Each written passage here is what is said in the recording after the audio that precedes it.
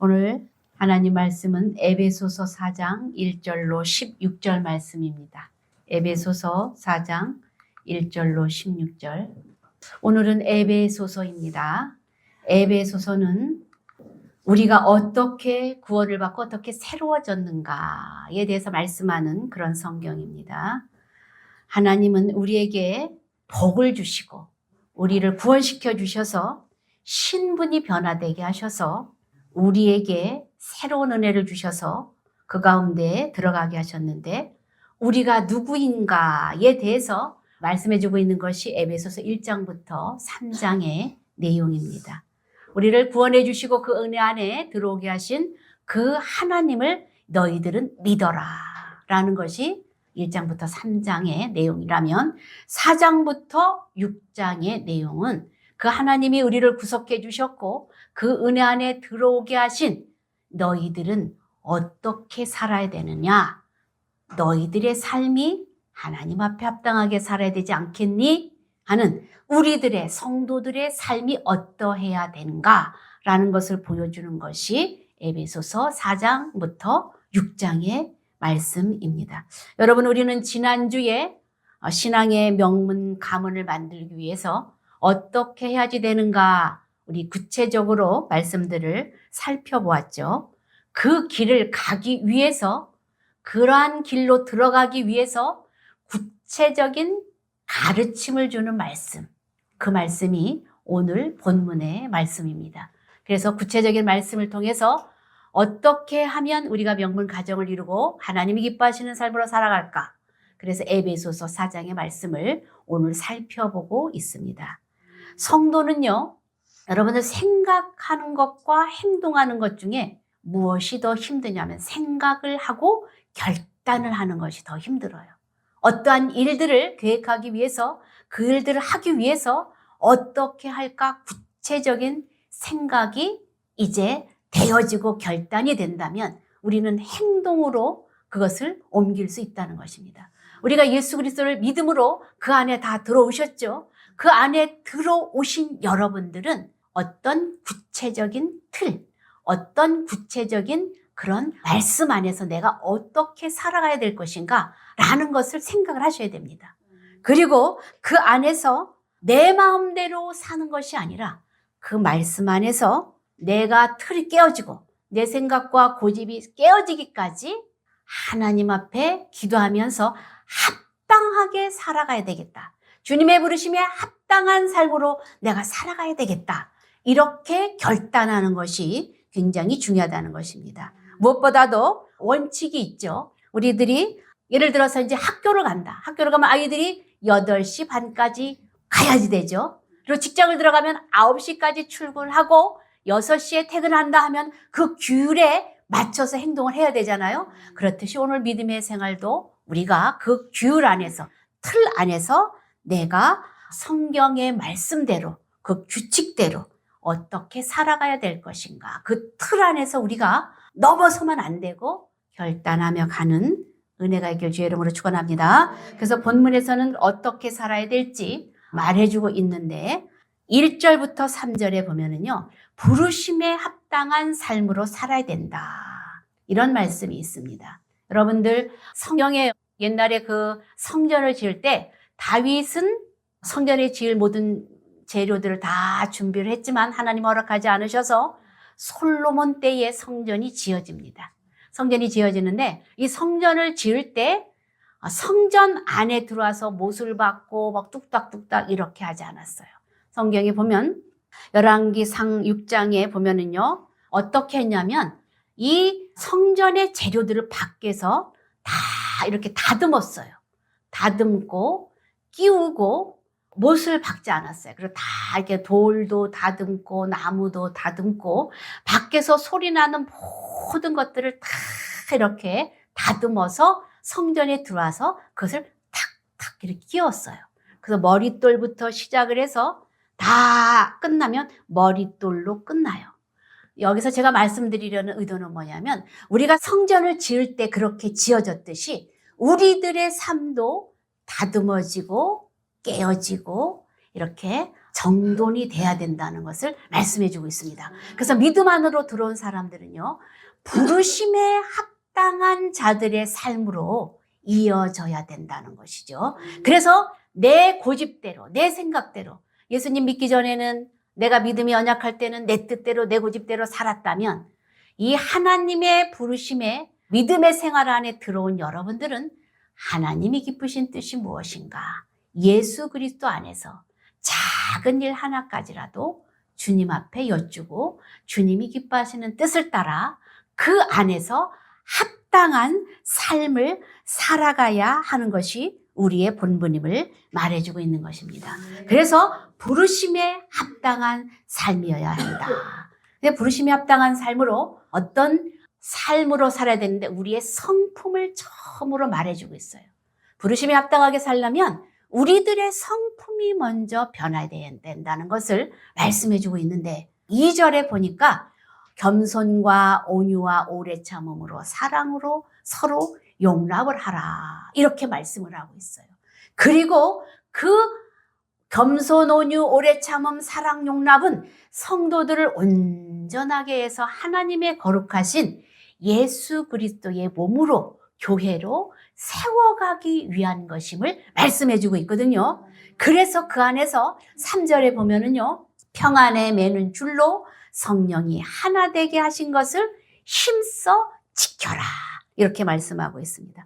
여러분들 힘써 지킨다는 것은요, 우리가 하나님께서 이미 주신 것을 우리 마음대로 하지 않고 그것을 잘 지켜 나가는 것을 말씀해 주고 있는데, 사단은요, 우리들의 생각을 잘못 생각으로 할 수 있도록 그 안에 들어가지 못하도록 아버지의 깊으신 성품과 하나님의 말씀 안에 우리가 순종하지 못하도록 우리를 요동시키고 장애물을 주고 우리를 넘어지게 하고 우리를 계략 가운데 빠지게 하는 것이 사단의 목적입니다.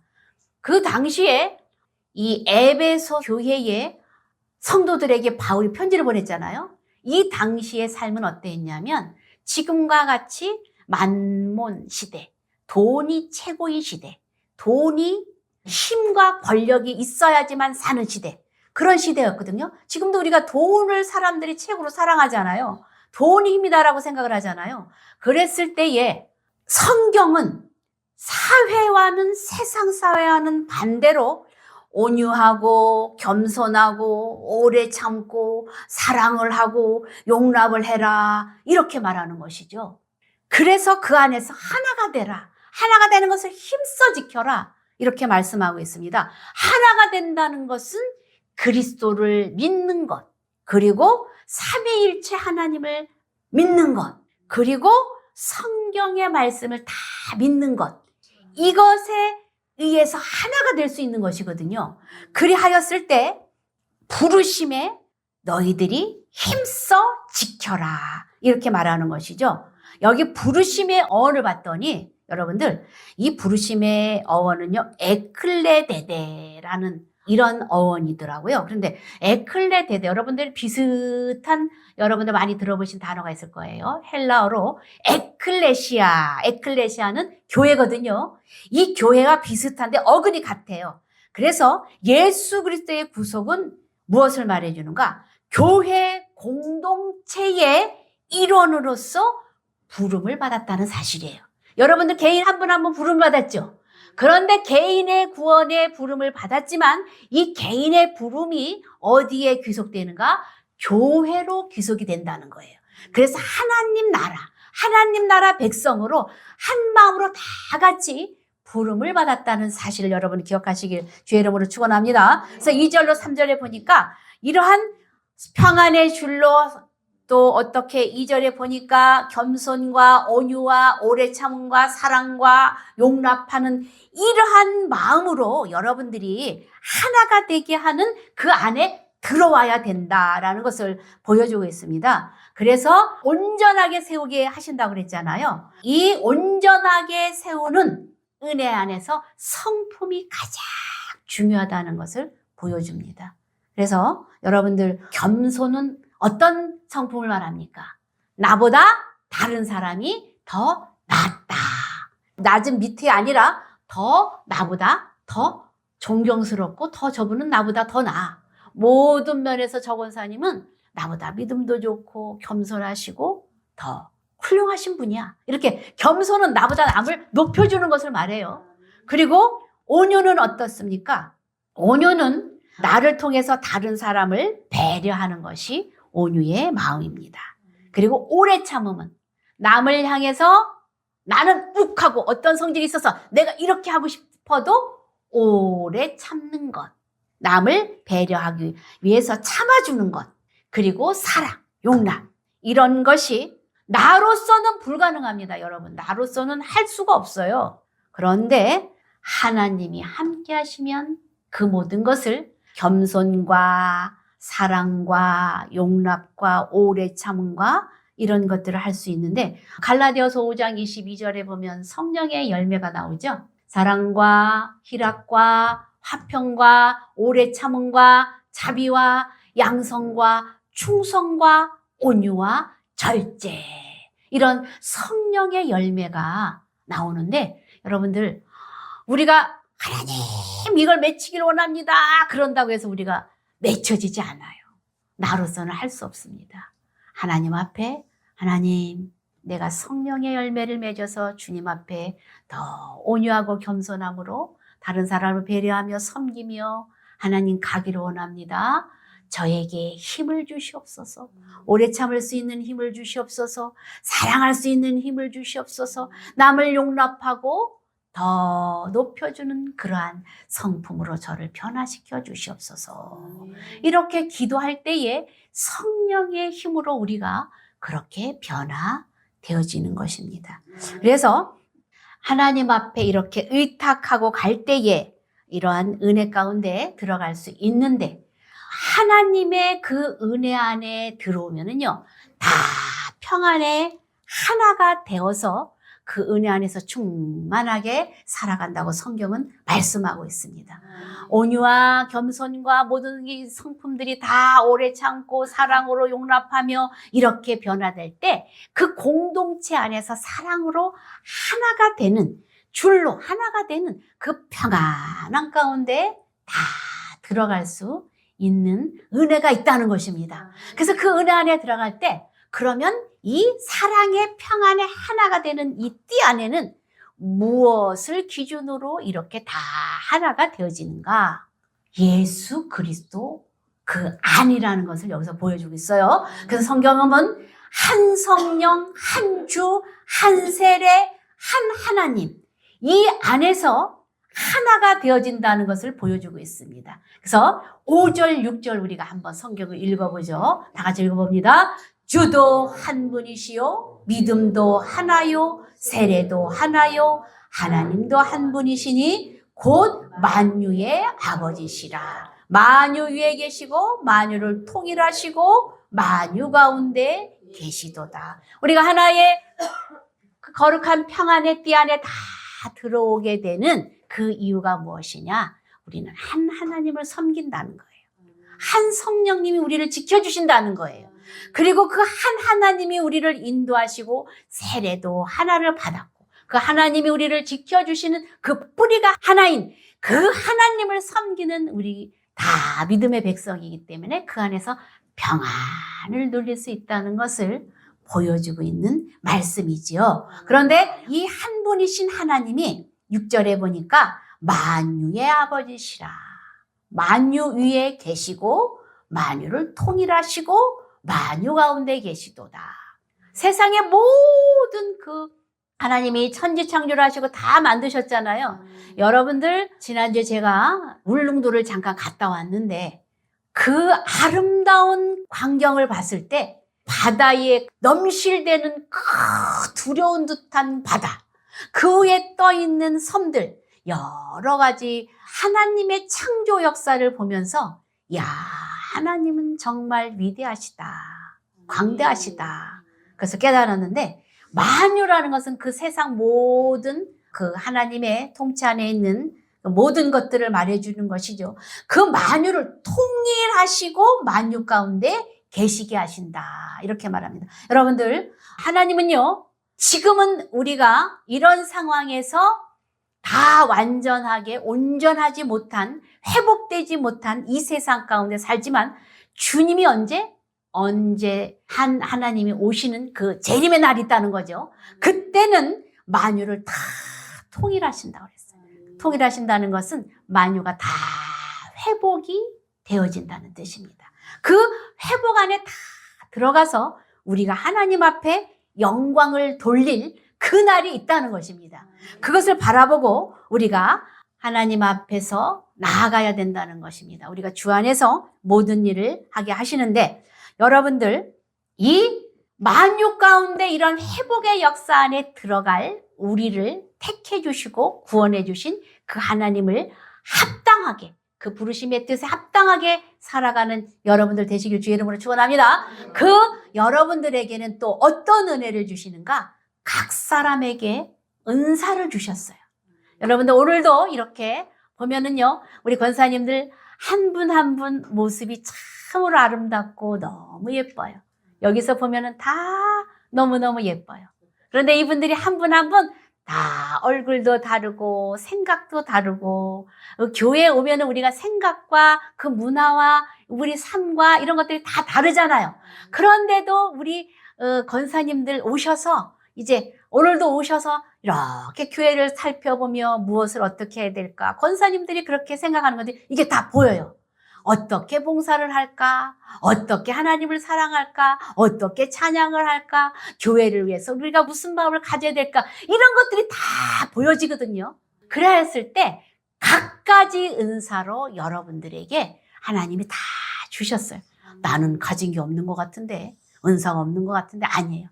다 여러분들에게 주셨는데, 이로 인하여서 하나님의 봉사의 일을 하고 또 이렇게 하나님 안에서 전체적인 교회 안에서 교회의 구성원들이 걸작품이 돼서 하나의 교회로 잘 이끌어가게 하고 하나님이 영광을 받으신다는 것이죠. 여러분들 하나가 되어진다는 그 안에는 또 여기 하나님에게 은사를 주셨는데 그 안에서 내가 해야 될 일들이 보여지는 것이죠. 그래서 여기 로마서에 보니까 12장 6절에서 8절에 보니까 그 믿음의 분수대로 또 섬기는 일과 가르치는 일과 위로하는 자로, 구제하는 자로, 다스리는 자로, 긍휼을 베푸는 자로, 이렇게 하나님께서 교회를 위하여서 각 성도들에게 이러한 은혜를 주셨다는 것을 볼 수 있습니다. 평안에 매는 줄 안에는 이러한 여러분들의 은사로 다 이렇게 하나가 돼서 그것을 통해서 하나님이 영광을 받으시는데, 물질적인 거, 정신적인 거, 또 육체적인 거, 영적인 거, 이런 것들이 다 하나가 되어서 걸작품으로 여러분들이 쓰임받고 하나님 앞에 영광 돌리는 그러한 귀한 분임을 깨달으시길 바랍니다. 그런데 이런 것은 하나님의 그 은혜의 지속적인 이렇게 삶으로 우리가 나타내야 된다는 거예요. 집에서든 직장에서든 교회에서든 이렇게 훈련을 받고 지속적으로 하나님 앞에 합당한 삶으로 내가 살아야지. 그 은혜의 감사 안에 한 주님을 모신 우리 성도들과 교회가 연합을 해서 하나가 돼야지.